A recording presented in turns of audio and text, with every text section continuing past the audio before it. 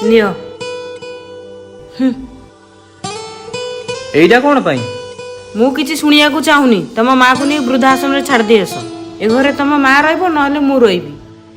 How मो माँ को छाड़ी के आसुची। ठीक अछि।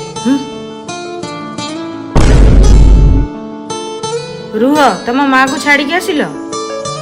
हाँ जाऊ तम ठारू एई आशा थिला मोर। हेले तुमको मोर आउ गोटे कथा कहबार अछि। मोर ट्रांसफर हो जाइछि। मो 5 वर्ष दुबई जाउछि।